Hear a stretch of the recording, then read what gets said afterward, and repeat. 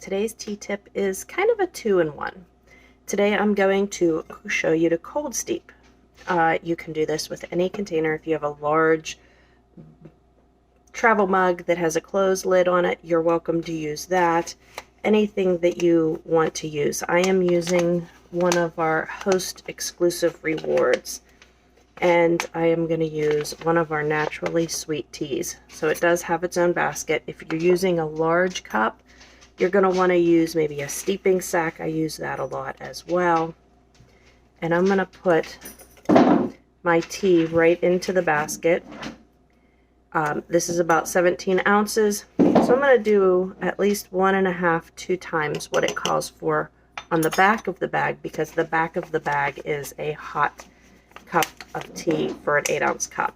And then I'm going to close that up, because it's going to just sit in water.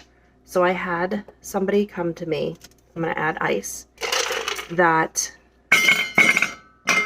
had tried one of the teas and wants to get away from sugar. And so she's trying the naturally sweet tea, and she was getting some flavor to it. I'm going to add water that was a little off for her. And she thought it was the stevia leaf. So I thought about it, and I remembered she likes to make her teas hot. So I recommended trying to cold steep, and she said it tasted much, much better. So why is that? Well, I'm just going to add my basket to the water. If you're doing a big mug, you would just add that and close the lid. So what happens is when you make it hot, that hot water opens up that tea leaf or whatever leaf is in there, fruit, herbs of any sort, and including the stevia leaf. It'll open that up to let out all of the flavors that are inside. So when you cold steep, it doesn't do that. It takes the flavor, which is a lighter version, which is why you want to do a little more than what you normally do for an 8-ounce cup hot. It'll take the flavor but not open that tea leaf up to release some of those flavors that can be off-putting. One of them is like black tea. If you oversteep black tea in hot water, it could get bitter. Green tea is the same way. All the teas really are the same way. If you oversteep, they could end up with a bitter taste. So if you cold steep, you're not opening up that tea leaf to release the tannins that are in it that give that bitter or grassy taste to it. Cold steeping removes that from it, and you still get the delicious flavor. Now, if you have a tea that is a multi-steep, like a green tea, usually if you cold steep, you're only going to get 1 round. And if you leave it sit too long, it could get stronger in flavor, so you might want to add more water to it. I do that with some of my fruit teas.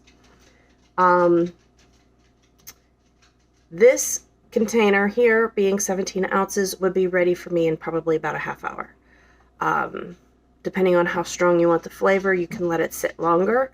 I usually end up not getting to it for at least 5 hours because of where I work. I take it and drink it at lunchtime or right after lunch. So it will be a little bit more of a flavor to it for sitting that long. If you're making a big pitcher, I would recommend leaving it overnight for at least 8 hours. The longer it sits in there, the more flavor you'll get. So as you drink it down and you nose toward the bottom, it's getting stronger in flavor, you can add a little bit more water. That is up to you flavor-wise how much water to add. So you'll have to try that.